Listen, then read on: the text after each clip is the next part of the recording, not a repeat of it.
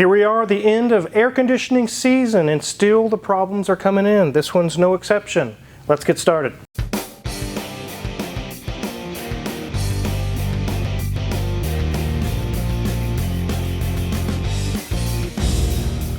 This is a 2012 Volvo S60 T5, and it has some serious AC issues and battery issues. But before we dive into the car, I want to ask you guys a question. How many of you are into the paranormal, UFOs, aliens, demons, spirits, ghosts, Bigfoot, conspiracy theories, reptilians, all those crazy things? Some people call them tinfoil hat people, you know, whatever. I'm actually friends with a guy named Thomas Durant, who's a professional paranormal investigator. He was the producer for most of all of the Car Trek series, professional film crew, that is. Also Car Issues. I met him. He's done a lot of Duck Dynasty and Ice Road Truckers and all kinds of things. He's very, very, very professional filmographer. We decided to start our own channel. It's called Can You Believe That? It's going to be coming up October 1st. We're going to announce it a few more times. But we're going to discuss things back and forth on all those different topics. You're going to see a whole different side of the Car Wizard that you never knew existed. So make sure you click on that link when the time comes. Let's get back to this car. It's in decent shape. It's had little bumps and things on it. We'll take a look around and show you here in a minute. But it's here because the air conditioner has some issues. And also, she claimed the battery was dead on her when she went to start it and bring it in a couple days ago. She had it to 2 different shops. One of them quoted some astronomical $3,000 bill. The second shop said, "This takes special tools. We don't touch those." And you're going to find out today, it didn't take any special tools at all. Let's take a look around this thing before we dive in, and we're going to find out what was wrong with our AC compressor and how a compressor can fail one of 2 different ways. So as we go around this one, you can see it's a little dirty. No, this is not all the dirt in Kansas. There's a whole lot left out there on the dirt roads. It's a pretty color. It just needs washed up and cleaned. It's in decent shape. As we go around to the back, you can see it is the S60 model with the T5 designation. And unfortunately, there's some sort of a scuff going on above the wheel arch here on the rear right, but that's not all. It also is on the door handle here and also on the passenger front door handle. Something was scraped pretty hard all the way down there. It's very unfortunate. There's nothing that's going to cause any issues with drivability. It's kind of unfortunate. It's just kind of unsightly. And also, unfortunately, we do not do body work or paint work here, so we're not going to be fixing that in this shop. Let's go ahead and dive into this air conditioning issue. There is one special tool maybe that would have to be used to do AC work in today's modern cars, and that's a triple R machine is what it's called. It stands for Recover, Recycle, Recharge. This is from BinPack, actually the Ranger products they have. They sent us this cool charge quite a long time ago. It totally blows our old Matco machine out of the water. It's a really good unit. Guys love to use it. It's very easy to use. But outside of this machine, there was no special tools to fix this. The complaint was the AC wasn't working and was also making like a metallic rattling noise. The first shop claimed the whole system needs to be replaced. It's going to be $3 grand. I don't think they even dived in to see exactly what's going on. The second shop saw the Volvo emblem here and they said, "Nope, take special tools, get it out of our shop, we're done." I see that a lot, guys, on Mercedes, BMWs, especially Maseratis and things.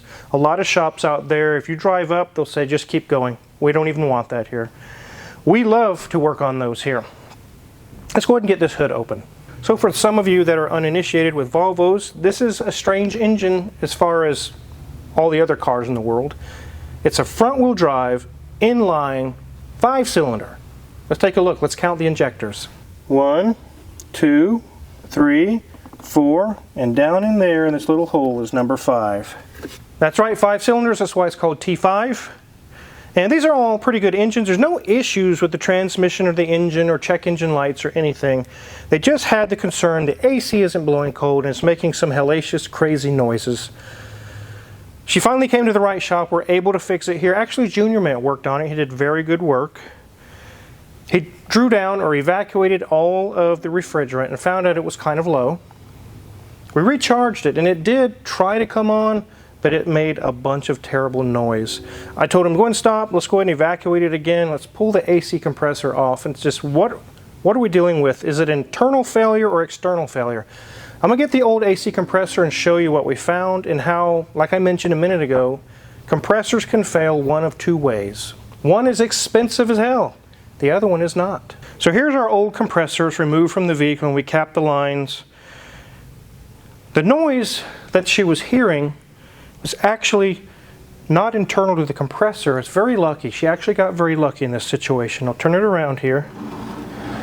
It's actually right here. The bearing for this pulley is shot.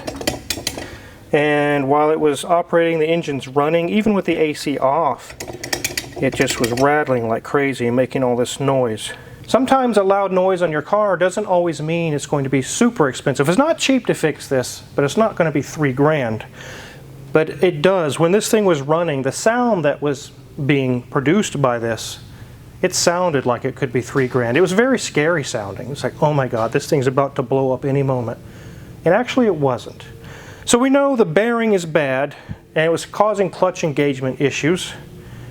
But let's take a look at the second way a compressor can fail. So here's the drive plate.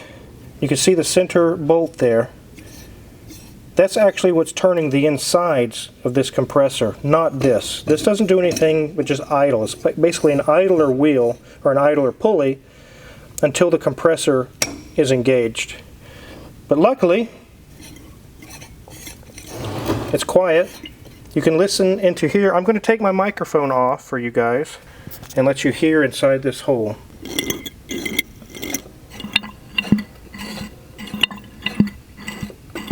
So what you just heard in that hole was actually the pistons inside moving freely and they're happy.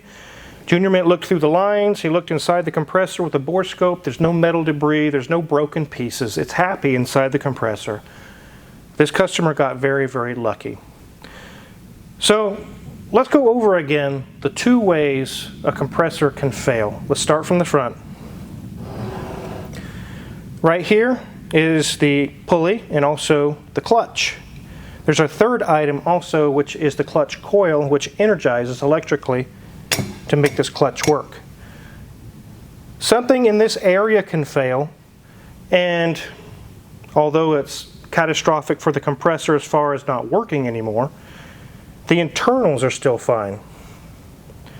The second way it can fail is everything out here is fine, but the internals have locked up and sent pieces of metal out of these holes all through the system. Then you do need a full system replacement because all that metal is everywhere all through the system. That has not happened here, fortunately. Now, there's an argument that could be made. Why don't you just replace this cassette here, this pulley and clutch and everything, and put it back together? I looked at the prices. By the time I buy the bearing and the clutch and all those things and the labor to take it apart, it was right at the same amount of money as a whole new compressor. It doesn't make any sense to even mess with this old one. So we'll get a new compressor that doesn't have this, install it, and she'll be back in business. Now, where did the Freon leak go? It's very likely this thing has been rattling for so long, it's probably knocked the main shaft. It's just been knocking around pretty hard. It could be leaking through there. We did find a little bit of UV right through here. All this stuff. So this compressor was leaking, and also this was bad. Because this was bad, it was leaking.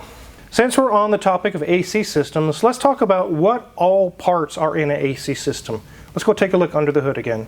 The first part is a condenser, which actually removes the heat from the system, which actually allows your AC to provide cool air for you.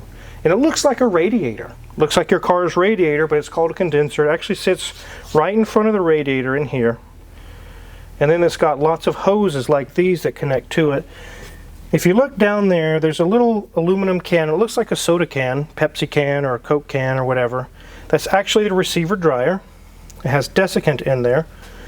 And all that does is filter the refrigerant and remove moisture out of the system. That's all that it does. The fourth thing is actually an expansion valve, which is actually the small little hole that it sprays the refrigerant through. Right there is where the magic happens. That's right in that part is where the temperature drop, the massive temperature drop happens and allows you to have cold air. And it's located kind of in here.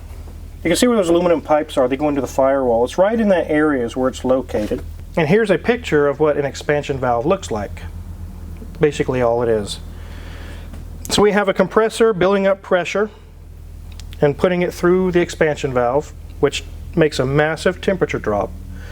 It goes through your fifth part in this system is the evaporator core, which is kind of like a heater core, but it's not for heating your car, it's for cooling your car. It's inside the dash. No muffler Newton, guys. And after it's pulled heat out of the cabin, it runs it back up to here to the condenser to get that heat out of here with the fans and starts all over again. So all those parts I just mentioned, if the compressor would have internally failed and sent debris, metal pieces all through the system, all of those parts would have debris in them. The condensers of yesterday, the old R12 systems, you could flush those, but not the new ones. The passages through the condenser are so tiny that a little piece of debris can get lodged in there and you just can't blow it out. And then you put a new compressor on, put everything back together, and 3 months later the little piece of debris breaks loose, gets to the compressor, galls it and tears it all up, and the customer says, I thought we had this solved. So that's why any shop you go to, if you have a massive system failure on your AC, they quote the whole job, because it's just not worth it to try and be cheap in that type of a scenario. One thing that definitely validates replacing the entire system if there's an internal failure inside the compressor. I've actually had this argument with a customer a long time ago. They were very angry that their compressor shelled out and it sent tons of debris all through the system. They're like, bro, just put a compressor on. That's all I have money for. I said, hell no. You do the whole system or get out. They were mad, and I understand they probably didn't have the money to do it all, but I'm not going to flush the system and destroy their new compressor because you can't get it all out.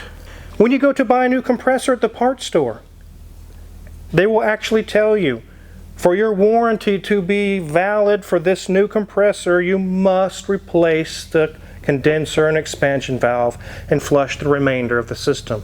It is required. It's not an opinion or an option. It is required for your warranty to be valid. If you don't show on an invoice that that has been done, your warranty is void. It's plain and simple, it's void. Now when it fails mechanically, if they can show on an invoice this was bad, the internally nothing failed, you have to have some sort of a receipt to show them, then they're fine. But luckily, like I said, we haven't had a major catastrophic failure inside of the compressor. The first shop actually took a look at it, and from the noise that thing was making, it sounded like it could need the whole system replaced, and it's possible it could have. But if they would have spent a little time, like I had Junior Mint do, and actually evacuate the system, remove the compressor, inspect inside of it for any metal debris, look inside the lines, they would have known, oh, okay, this is just the clutch bearing area up here is bad. We can put a new compressor on, you'll be back in business. They just quoted her $3 grand and said, take it or leave it. Luckily, she said, leave it. And the second shop didn't even want to work on it. Here we are at Omega. We got it solved, just a compressor. So now that we're only replacing the compressor, our price is going to be less than half of what the last shop quoted. Now what would the other shop would have done with the extra money? Would they have actually done the extra work, or would they have just replaced the compressor and lied on the invoice that they replaced everything and just pocketed the cash? I've seen that. I've seen that a lot. I've had cars come in where they say, I thought they replaced all these parts. I go to look at them and they're the old parts that has been there since the car was new. It's totally got scammed. So again, thanks to her to bring it to the right place. She'll have a happy working cold AC again. The battery issue, we charged it, we tested it, we let it sit for a couple of days. It never did go down. It tests good every time with our Midtronics battery tester. It tests perfect, it tests good. It's possible she may have had something plugged in, or I don't know what happened. But it's currently set for 2 days, 0 issues. It starts right up if we need it to. So we don't need to quote a battery. It doesn't need a battery, it's fine. If you're curious what kind of tools we used, or especially Junior Mint used to take this compressor off, check our Amazon affiliates link in the description below. If you purchase anything there, we get a small cut and we really appreciate it. All the tools we use in the shop are listed for sale there. And make sure to hit the subscribe button because we have so many more cool videos to go. Thanks for watching.